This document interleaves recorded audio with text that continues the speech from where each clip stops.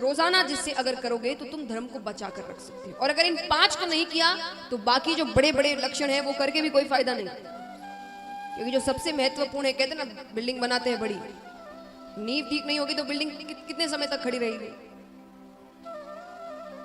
तो जो 5 लक्षण है वो अगर नहीं किया तो बड़े बड़े लक्षण करने का कोई फायदा नहीं। तो 5 लक्षण क्या है? पहला लक्षण सत्य। सत्य की राह कभी मत छोड़ो। राजा हरिश्चंद्र ने पत्नी का विक्रय करके भी सत्य की राह नहीं छोड़ी। आज के समय में मुश्किल है, लेकिन फिर भी जहां झूठ बोलने की जरूरत नहीं है वहां झूठ मत बोलो। कभी ऐसा हो कि आपके झूठ से कुछ अच्छा हो रहा है, कोई बहुत बड़ा संकट टल रहा है, तो फिर भी ऐसे झूठों को भगवान माफ कर देते हैं। लेकिन जहां जरूरत नहीं वहां झूठ मत बोलिए। जैसे मैं एक उदाहरण आपको देती हूँ, जो यहां बैठा हर व्यक्ति दिन में, खास करके जो पुरुष भाई है, दिन में 3 से 4 बार तो पक्का बोलते हैं। कौन सा झूठ?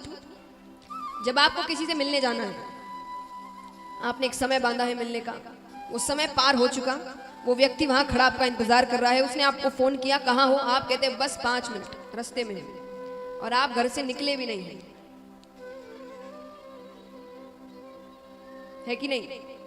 सब सारे ला रहे। अब इस समय झूठ बोलने की जरूरत है? अरे वो थोड़ा चिल्लाएगा सामने से और क्या होगा, पर हम वो चिल्लाहट सुनना नहीं चाहते, इसलिए हम कह देते कि अरे निकल गए रास्ते में, थोड़ा सा चिल्ला देगा, अरे भाई क्या करते हो, मैं कब से खड़ा हूं, ये हूं वो, ठीक है, थोड़ा प्यार से समझा देना। पर यहां झूठ बोलने की जरूरत नहीं थी, पर हम बोलते हैं। बच्चे जब कोई गलती करते हैं, पहले तो मुंह से ना ही निकलता है, भले ही छोटी से छोटी गलती भी है, थोड़ा सा कुछ गिर गया यहाँ पर या टूट गया, किसने तोड़ा? मैंने नहीं। सच्ची बताओ? हाँ मुझसे। अरे जब सच बोलना ही है तो पहली बार में बोल दो। जब पता है कि सच बोलना ही है तो पहली बार में बोल दो, क्योंकि आप जितने झूठ बोलते हैं आपके ऊपर उतना पाप चढ़ता है। कहते हैं ना, जब पाप बहुत बढ़ने लगता है तो पाप का घड़ा फूट गया। तो वैसे एक बड़ा सा घड़ा पड़ा रहता है भगवान के पास, एक एक झूठ बोलते, एक एक चिट गिरती रहती है उस पर। जब वो भर जाता है तो क्यों बोलना? जहां जरूरत नहीं वहां झूठ मत बोलो। तो पहला लक्षण है सत्य। दूसरा लक्षण है दया, जो खत्म हो चुकी है। आज हमारे सामने सामने गलत काम होते हैं, कोई पीड़ा में है, कोई चिल्ला रहा है, कोई चीख रहा है, हम उसकी मदद नहीं करते।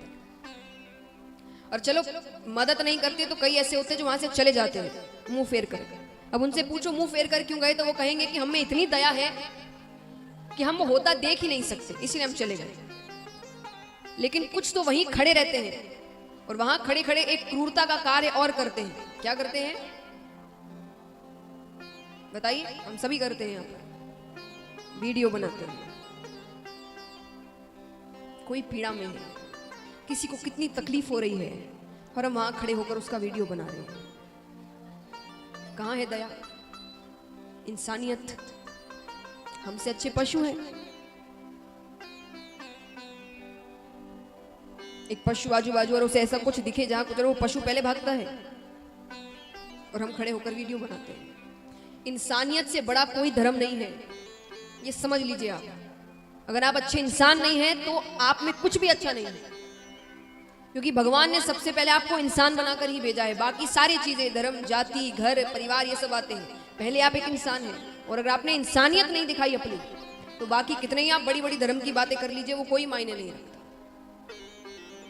और जिसमें दया नहीं, वो फिर कैसा इंसान है?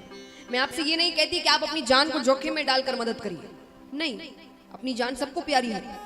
लेकिन जहां आपका सिर्फ एक आवाज उठाना, मान लीजिए आप सामने देख रहे हैं कुछ ऐसी हरकत हो रही है जो आपको पता है कि अगर आपने एक आवाज उठाई तो वो शांत हो जाएगा, वहां कुछ नहीं होगा। सिर्फ किसी बड़े या किसी बुजुर्ग या किसी अच्छे व्यक्ति की आवाज उठाने की देर है वहां। लेकिन हम क्या करते हैं? हमें क्या करना है? हमारे साथ थोड़ी हो रहा है। कहते ना, एक बहुत ही अच्छी बात है, स्वच्छता के ऊपर ही कहते हैं, पर ये भी आप पर ही निर्भर होगा। जैसे मान लीजिए आप अपना घर बड़ा साफ रखते हैं पर आजू बाजू गंदगी रखते हैं, तो वो गंदगी आपके घर तक तो पहुंचेगी।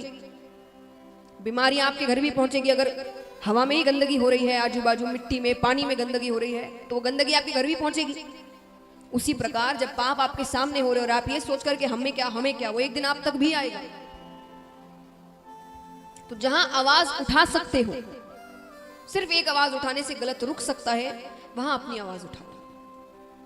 भगवान ने इंसान बनाया है, इंसानों जैसा कुछ कार्य तो करे, ऊपर जाकर भगवान के सामने आंख मिलाने लायक तो रहे, वरना भगवान कहेंगे कि नीचे जाकर अपने लिए छोड़कर तूने क्या किया, जीवन भर तो अपने लिए जिए, तू अपने लिए, अपने परिवार के लिए अपनी इच्छाएं पूरी की, बस इतना ही किया। तो ऐसे तो पशु भी करते हैं, मैंने क्यों तुम्हें इंसान बनाया। तो ऐसे कुछ कार्य अपने जीवन में करे कि ऊपर जाकर भगवान से आंख मिलाने लायक रहे हम, कि हाँ हमने कुछ अच्छा काम किया है। तो दूसरा लक्षण है दया। तीसरा लक्षण है पवित्रता।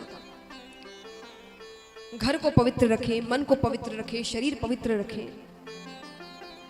जितनी पवित्रता होगी जिस घर में, उस घर में लक्ष्मी आती है। जिस घर में गंदगी होती है वहां दरिद्रता आती है, इसलिए कहते हैं पवित्रता रखें। चौथा लक्षण है तपश्चर्या। शरीर को तो चलिए पवित्र रख ही लेते, साफ सुथरा रख ही लेते, नए नए साबुन शैम्पू इत्यादि आ गए हैं, जैसा चाहो वैसा साबुन वैसा शैम्पू मिलता है। लेकिन शरीर जितना साफ है, मन उतना ही काला है, विचार उतने ही बुरे हैं, वाणी उतनी ही खराब है। तो यानी अपनी वाणी, अपने विचार पवित्र रखें। किसी को कुछ कहने से पहले 100 बार सोचिए।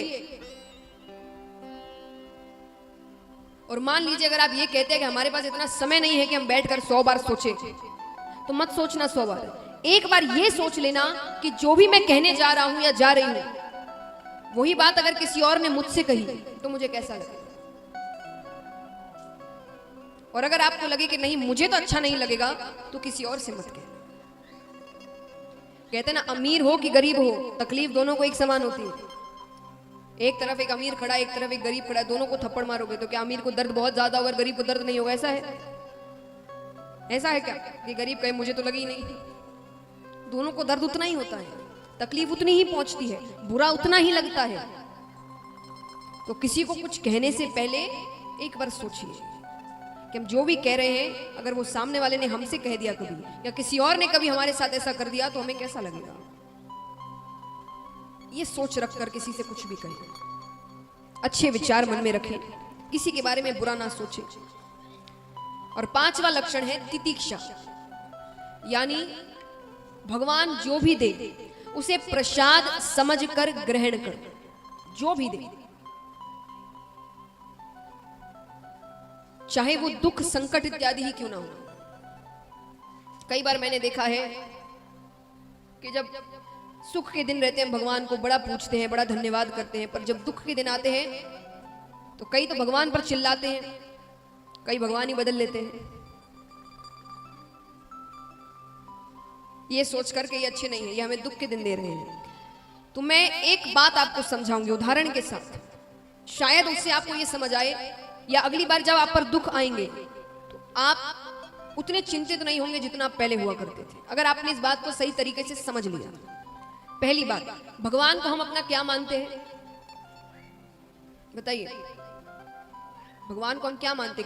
नाम से कहते ना उन्हें परम पिता, यानी सबके पिता, वो सबके माता पिता है।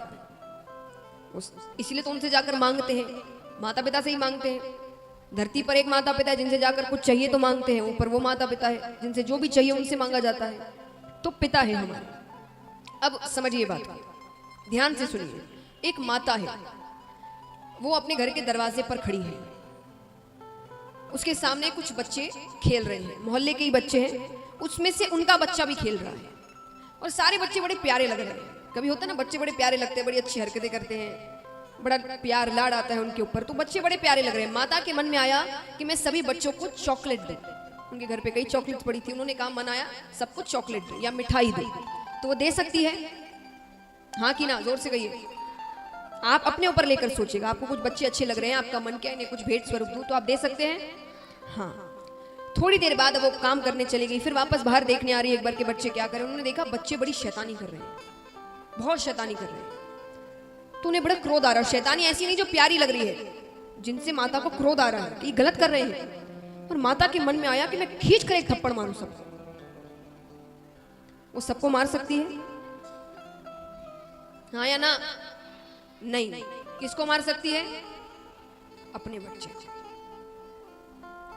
तो भगवान सुख यानी चॉकलेट सबको देते हैं, लेकिन दुख यानी थप्पड़ उसे ही देते हैं जिसे अपना बालक समझते हैं।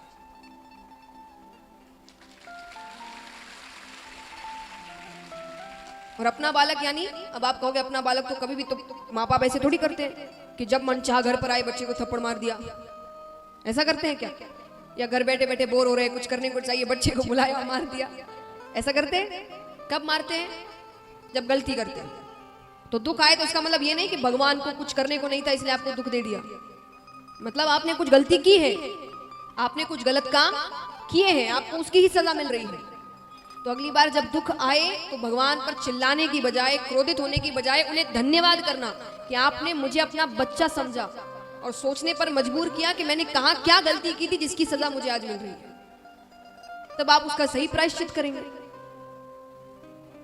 अपनी सोच सही करेंगे। भगवान कभी किसी का बुरा नहीं चाहते। तो महाराज 5वां लक्षण है तितिक्षा, कि वो जो भी दे उसे